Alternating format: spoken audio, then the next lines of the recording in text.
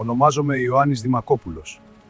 Αποβιβάστηκα στην Κρήτη στις 24 Σεπτεμβρίου 1866, στον Παλίμηλο ποτάμο. Στις 18 Φεβρουαρίου εκείνη τη χρονιά εκδόθηκε το Χάτι Χουμαγιούν, ένα διάταγμα που υποσχόταν ισότητα. Φορολογία ίδια για όλους. Συμμετοχή χωρίς διακρίσεις στη διοίκηση, πρόσβαση στις στρατιωτικές σχολές, υποχρεωτική θητεία για όλους. Τίποτα από αυτά δεν εφαρμόστηκε. Στις 21 Αυγούστου 1866 ξέσπασε η Κρητική Επανάσταση. Ο Σουλτάνος Αμπντούλ Μετζίτ ο πρώτος έστειλε τον Μουσταφά Ναϊλί Πασά, τον ίδιο που είχε ξαναπατήσει την Κρήτη το 21. Δεν ήταν τυχαίο το όνομά του, Γκυριτλή, Κρητικός. Τα Χανιά χτυπήθηκαν πρώτα, μετά το Ρέθυμνο. Τα χωριά κάηκαν, οι άνθρωποι σφαγιάστηκαν. Είχε δοθεί διαταγή.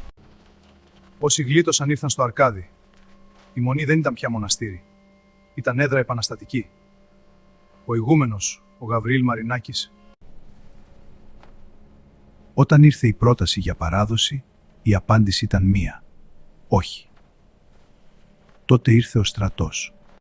25.000 απέναντι σε 259.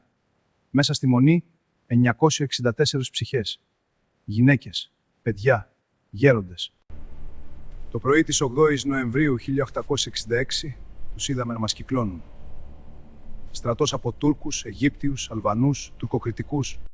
Την πρώτη μέρα τους κρατήσαμε. Τη δεύτερη μέρα έφεραν από το Ρέθυμνο την μεγάλη μπομπάρδα. Το απόγευμα έπεσε το δυτικό τείχος. Μπήκαν μέσα. Οι απώλειες ήταν βαριές και για εκείνους και για εμάς. Αλλά δεν παραδώσαμε τα όπλα. All the linemen! Formations!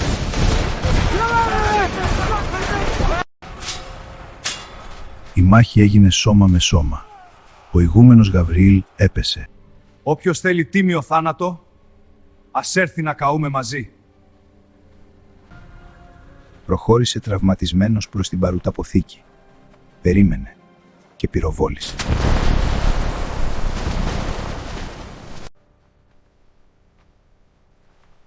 Καλήν αντάμωση, Κωνσταντή Γιαμπουδάκη. Από τις 964 ψυχές, λίγοι διέφυγαν.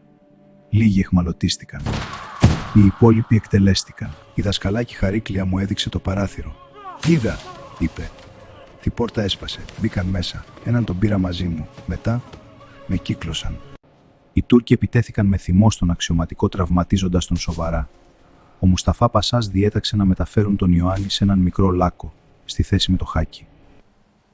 Ο γενναίος ούτος της πίστεως και της πατρίδος στρατιώτης, ώστις με το ευγενές του αίμα και το αίμα των λοιπών ηρώων, έγραψε την λαμπροτέραν σελίδα των κρητικών επαναστάσεων και κατέλαβε περίβλεπτον θέσιν εις το πάνθεον της πατρίδος.